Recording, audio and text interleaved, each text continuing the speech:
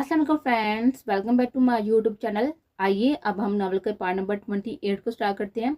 अगर आपको ये वीडियो पसंद आए तो प्लीज़ लाइक ज़रूर कीजिएगा। उसकी कार जब मुराद विला के बैक साइड पर दोबारा आकर रुकी थी, उसी वक्त सुबह के 4:10 हो रहे थे। बाहर रोज की तरह हल्की बर्फबारी हो रही थी।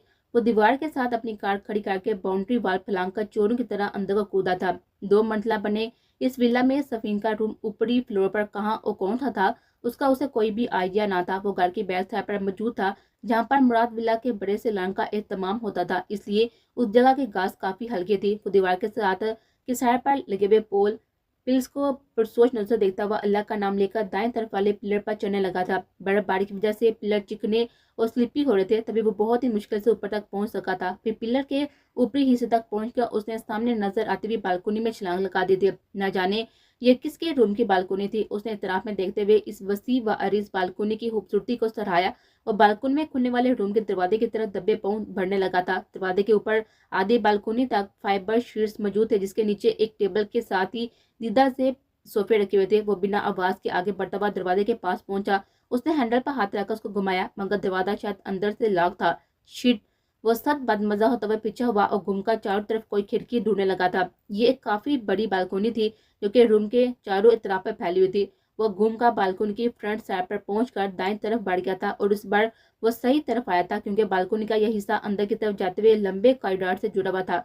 कमरे की एक खिड़की उसको कॉरिडोर में खुल रही थी। उसने आगे बढ़कर खिड़की के पर्दे पर हाथ रखा था। इत्तेफाक से खिड़की खुली हुई थी, तभी उसने खिड़की पर पड़े हुए दबेज पर्दे को खिसका कर जरा सा झांक कर अंदर देखा था। खिड़की के बिल्कुल सामने नॉर्मल साइड से भी कई गुना बड़े जहाजी साइड बेड पर शुरू से आहट तक कई रंग के ब्लैंकेट पड़े हुए थे।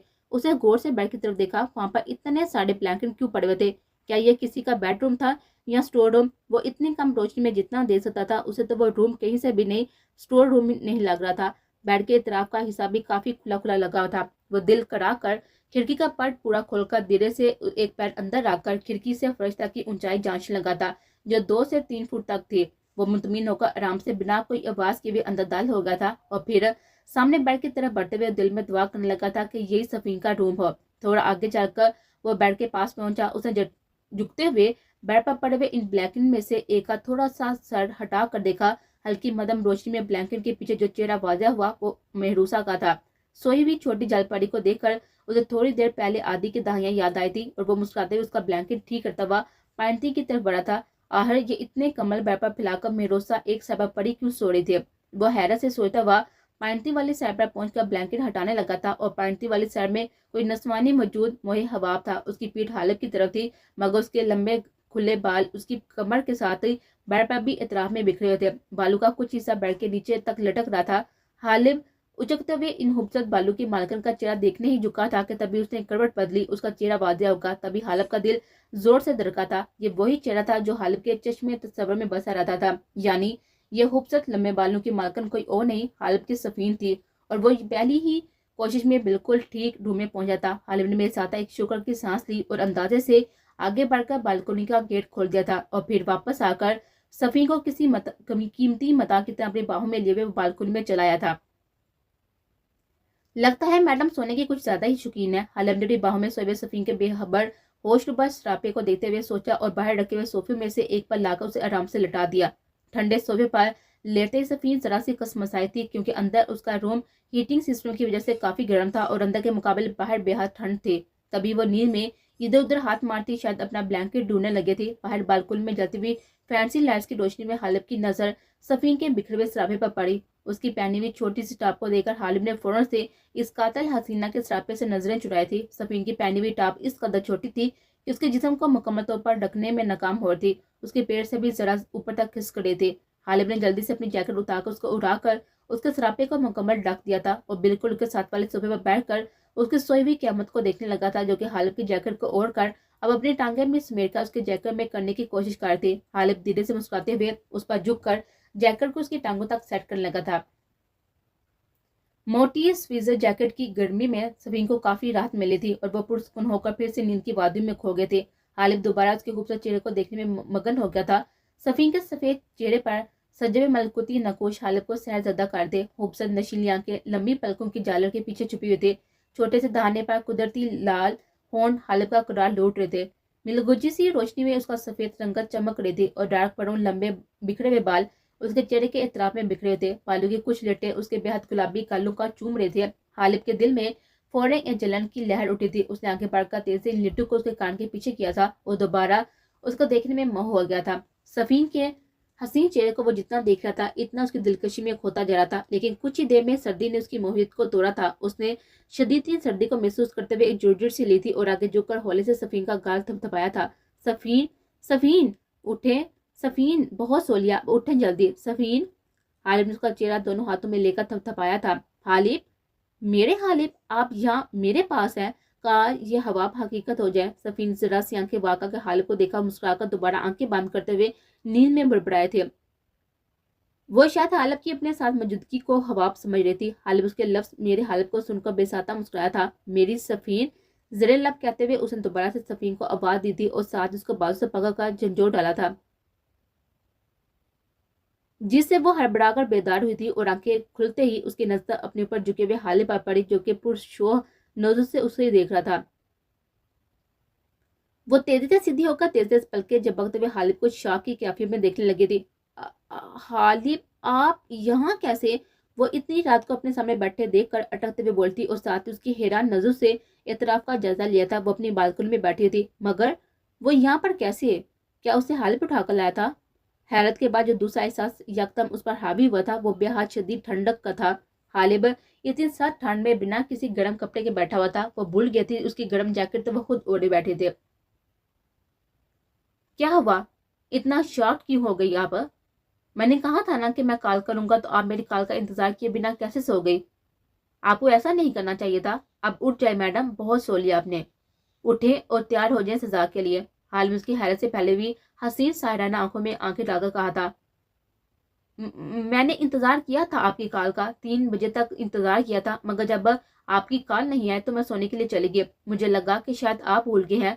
आपका नंबर भी मेरे पास नहीं था। जो अभी वह वजाहत दे रही थी कि हालिब ने तेजी से उसके बालों को पीछे से मुट्ठी में जगाकर एक झटका दिया था, जिस पर सफीन की दबी दबी सी चीख निकलते निकलते रह गई थी, क्योंकि हालिब ने उसके मुंह पर अपना वजनी हाथ जमा दिया था। No no my Barbie doll, don't give me explanations. 3 ही तो बजे थे ना, रात बीती तो नहीं थी ना, आपको वेट करना चाहिए था। बट कोई बात नहीं, आपको इसकी गलती के साथ इस गलती की भी सजा मिलेगी। वह झटके से अपनी जैकेट उसके वजूद से खींचता हुआ उसकी टाप की तरफ इशारा करता हुआ बोला और उठ खड़ा हुआ।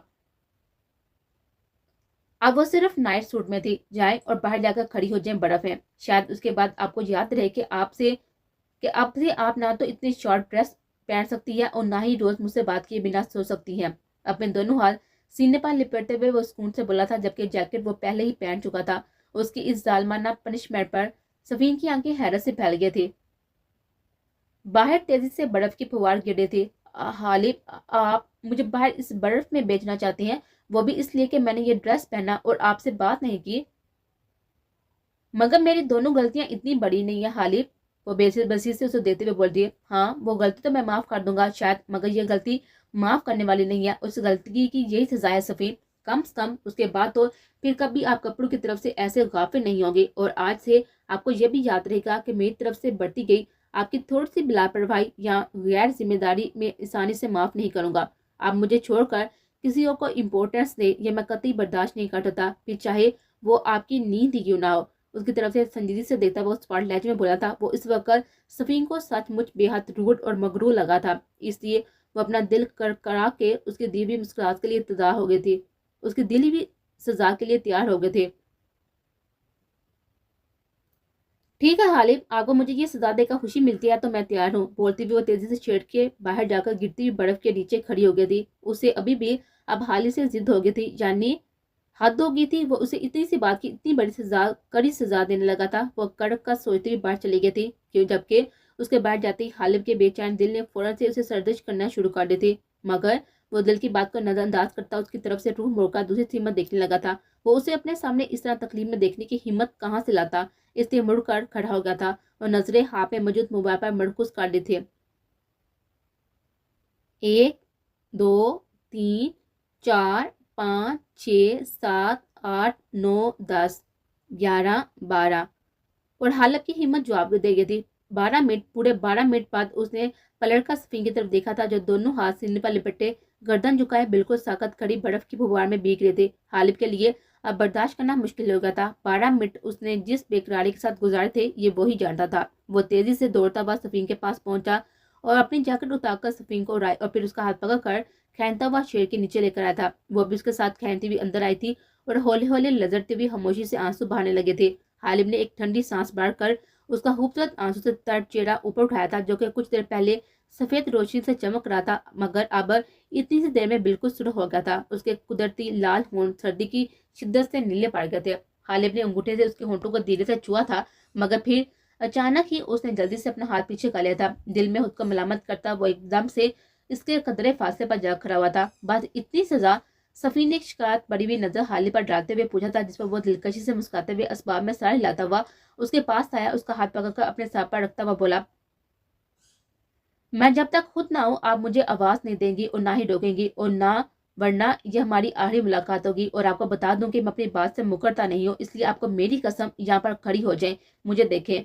मुस्कुराकर बोलता हुआ वो अपना मोबाइल सफीन के हाथ में देकर तेजी से बाहर निकला था और सफीन ने मेरे साथ एक नजर उसके सेल पर डालते जिसमें लाख स्क्रीन पर हालिब की एक बेहद खूबसूरत तस्वीर किसी अधीर उम्र औरत के साथ लगी हुई थी। तस्वीर के ऊपर शो होता हुआ वक्त भी उसने देखा था। इस वक्त 4:40 हो रहे थे और सफीन ने मोबाइल से नजर हटाकर बाहर बर्फ में खड़े इस दीवाने को देखा था, जो अपने दोनों हाथ खोले हुए सुकून से खड़ा भीग रहा था। बर्फ अब भी तेजी से बरस रही थी और हालिब ने जैकेट के साथ बस एक शर्ट पहनी थी। अब उसकी जैकेट भी सफीन के पास थी। उसके जिस्म पर मौजूद वह शर्ट सर्दी की शिद्दत को रोकने के लिए नाकाफी थी। सफीन अब अपना मुंह खोले हुए इस बर्फबारी को इस तरह एंजॉय करता हुआ देख रहा था, हैरान होने लगी थी और दोनों बाहें फैलावे इतनी सख्त सर्दी में मजे से इधर से उधर घूम रहा था और सफीन उसे रोक भी नहीं सकती थी। उसे धमकी ही ऐसी देकर गया था, साथ में कसम भी दे डाली थी। तभी उसकी जैकेट से मुकम्मल खुद को डांपते हुए सख्त बेबस होकर उसे देखती जा रही थी और फिर निगाहें झुकाकर उसे दोबारा मोबाइल स्क्रीन पर चमकते हुए टाइम को देखा था, जहां पर अब 5 बजने में 5 मिनट बाकी थे।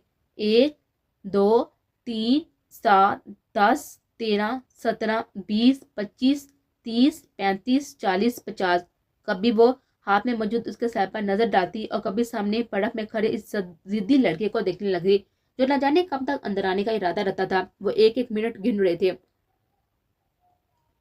हर गुजरता लम्हा उसे हालत की तरफ से परेशान कर रहा था और फिर पूरे 50 मिनट यानी कि सही 5:30 बजे वो सफीन को देखकर मुस्कुराता हुआ अंदर चलाया था और सफीन जो इस वक्त हालत की फिक्र में आत्मोई हो जा रही थी, उसके अंदर आते ही अपने ऊपर ली हुई जैकेट वापस उसे उड़ाते हुए तौलिए से उसका सर साफ करने लगी थी, जो कि कुछ देर पहले ही वो अंदर से लेकर आए थे। ये आपने ठीक नहीं किया हालिब, खुद को अजियत देकर क्या हासिल हुआ? अपने साथ साथ आप मुझे भी खुद की कसम से बांध के, इस महीने सर्दी बहुत ही शदीद पड़ती है, आप बीमार हो गए तो? वो फिक्रमंदी से बढ़ाई हुई आवाज में बोलती हुई हालिब को इतनी प्यारी लगी थी कि वो मुस्कुराते हुए उसका आंसू से तर चेहरा देखे जा रहा था। उसका सर चेहरा साफ करते हुए बोलते हुए रोती भी जा रही थी, आपको भी तो अजियत दी है ना मैंने, इतनी शदीद सर्दी में आपको भी बर्फ के नीचे खड़ी हुई थी ना, आप बीमार हो गए तो? वो उसी के अंदाज में बोलता हुआ उसके हाथ रोककर अपने सामने बैठाता हुआ बोला था, मैं सिर्फ कुछ देर खड़ी रही थी हालिब, मगर आप पूरे 50 मिनट बाहर खड़े रही हैं और मैं बीमार हो गई तो मेरा ख्याल रखने वाले यहाँ पर मौजूद है, लेकिन आप बीमार हो गए तो आपका ख्याल कौन रखेगा? वो हफ्की से बोली थी, आप कुछ मिनट नहीं पूरे 12 मिनट बाहर खड़ी रही थी और कोई बात नहीं है, मैं बीमार हो गया ना तो आप है ना यहाँ पर, आप मेरा ख्याल रख लीजिएगा। वो शरारत से बोलता हुआ उसका हवा चेहरे पर बहते हुए अपने हाथों से साफ करने लगा था। उसके हाथ बेहद ठंडे हो रहे थे और सफीन को अपने चेहरे पर उसके हाथों का लम्स बिल्कुल बर्फ जैसा महसूस हो रहा था। तभी उसने बेसादा अपने चेहरे पर टिके हुए उसके दोनों हाथों को अपने हाथों में लेकर रगड़ना शुरू कर दिया था। हालिब ने लब बीच कर अपनी बेसादा उबरती हुई मुस्कुराहट दुबाल थी। उसे सफीन की परेशान सूरत देखकर वाकई मजा आ रहा था। आपके हाथ कितने ठंडे हो रहे हैं हालिब, क्यों गए थे आप बर्फ में? सजा मुझे दी थी ना आपने, तो खुद क्यों गए? वो उसके बर्फ जैसे हाथों को मसलसल अपने नरम गरम हाथों से रगड़ने लगे थे। आंसू एक बार फिर से बहना शुरू हो गए थे। हालिब ने धीरे से मुस्कुराते हुए हाथ पकड़कर उसे खड़ा किया था और खुद भी उसके सामने खड़ा हो गया था। सफीन, इधर देखे मेरी तरफ। सफीन ने अपने आंसू बड़ी हुई आंखें हालिब के हुबरो चेहरे पर टका दिए थे। ना चाहते हुए भी वो हर बार उसके आंसू की वजह बन जाता था। हालिब के दिल ने उसे जी भरकर मलामत की थी। क्या आप जानती हैं कि आपने हालिब हसन शाह को आज हमेशा के लिए खरीद लिया है?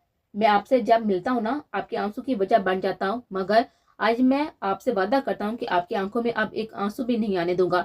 اس کے چہرے پر اب جب بھی مسکراہٹ آئے گی اس کی وجہ غالب حسن شاہ ہوگا۔ وہ باری باری اس کے دونوں آنکھوں کو چومتا ہوا بولا۔ یہ اس کا انداز تھا اور صفین کو اس بات کا احساس دلانے کا کہ اس کے لیے بے حد خاص تھے، جبکہ غالب کے سامنے ساغت کھڑی صفین کی دھڑکن اس کے ان خوبصورت الفاظ کو سن کر ایک لمحے کو رک سے گئے تھے۔ غالب کی قربت ہر بار اسے ایسے ہی جامد کر دیتے تھے۔ ابھی وہ نگاہیں جھکائے ہوئے خاموشی سے اپنے پال میں یاغ ہوتے ہوئے ہاتھوں کو مٹھیاں بچے کھڑے تھے۔ بیبی پنک چھوٹی سی پیر تک آتی ہوئی فٹنگ کی ٹاپ اور ٹروزر میں وہ بنا کسی دوپٹے یا پھر چادر کے ٹھنڈے فرش پر ننگے پاؤں کھڑی تھی۔ اس کا خوبصورت سراپا اپنی تمام تر حشرت سمانیوں کے ساتھ غالب کو بہکانے کے لیے کافی تھا، لیکن اگر وہ بہک جاتا تو غالب حسن شاہ نہ ہوتا جو عورت کی عزت کرنا اور کروانا جانتا تھا۔ اس کے کپڑے دیکھ کر غالب کا موڈ ایک بار پھر سے بگڑ گیا تھا۔ تبھی اس نے تیزی سے اپنی نگاہوں کا زاویہ بدلا اور صفین سے دور ہو کر کھڑا ہو گیا۔ سردی بہت ہی بڑھ گئی ہے اور صبح بھی تقریباً ہو گئی ہے۔ اب آپ جا کر سو جائیں، میں آپ کی نیند میں بھی ہلٹ ڈال دیا ہے، اب جا کر نیند پوری کریں اپنی، میں ابھی چلتا ہوں۔ وہ صفین کو دیکھنے کی غلطی دوبارہ نہیں کرنا چاہتا تھا، اس لیے نگاہیں فرش پر ٹکاتے ہوئے بولا، اور صفین نے بے چین نظر سے غالب کا یہ گریز دیکھا تھا، مگر اس کا یہ گریز سمجھ چکی تھی، وہ اپنی غلطی کی سزا بھی بھگت چکی تھی، اس لیے وہ کچھ نہ بولے تھے۔ اور ہاں صفین، لباس عورت کے تن کو ڈھکنے کے کام آتا ہے، اسے ظاہر کرنے کے لیے نہیں۔ مجھے اپنی صفین پر کسی کی سادہ نظریں برداشت نہیں ہوتی، تو ایسے لباس میں آپ پر پڑنے والی بے باک نظریں تو میرا ضبط لمحوں میں توڑ دیں گے، اس لیے اسے میری ریکویسٹ سمجھے یا پھر وارننگ، بٹ آپ مجھے آئندہ ایسے متصر کپڑوں میں کسی کے سامنے بھی نظر نہ آئے، پھر چاہے وہ آپ کے گھر والے ہی کیوں نہ ہو، اوکے؟ وہ پلٹ کر سامنے شیڑ کے باہر دیکھتا ہوا بولا تھا۔ غالب، آپ نے وہ لیٹر پڑھا؟ صفین نے اس کی بات پوری ہوتے ہی سوال پوچھا تھا۔ نہیں، اب جا کر پڑھوں گا، وجہ چاہے کچھ بھی ہو، مگر آپ کے ایک بار سوری کہنے سے ہی میں آپ کو معاف کر چکا ہوں، اب آپ اندر جائیں، میں بھی چلتا ہوں، اللہ حافظ۔ اس کو دیکھتے ہی دیکھتے وہ تیزی سے آگے بڑھ کر بالکونی کے گرل کے پیچھے کھڑا ہوا اور پلر کے ذریعے نیچے چلا گیا تھا، اور صفین اس کی نظر سے اوجھل ہوتے ہوئے بھاگتی ہوئی بالکونی کے گرل تک گئی تھی، مگر تب تک وہ نیچے پہنچ کر باؤنڈری وال پر چڑھ کر نیچے کو کود گیا تھا، اور پھر اپنی کار کے پاس کھڑے ہو کر اس نے ایک نظر بالکونی کی طرف دیکھا تھا جہاں پر صفین کھڑی اس کو دیکھ رہی تھی۔ تبھی وہ ہاتھ سے اشارہ کرتے ہوئے اسے اندر جانے کی کہنے لگا، اور صفین اسباب میں سائے لاتی واپس مڑ گئی تھی، اور وہ مطمئن ہوتا ہوا اپنی کار میں بیٹھ کر اپنے اپارٹمنٹ کی طرف چل دیا تھا۔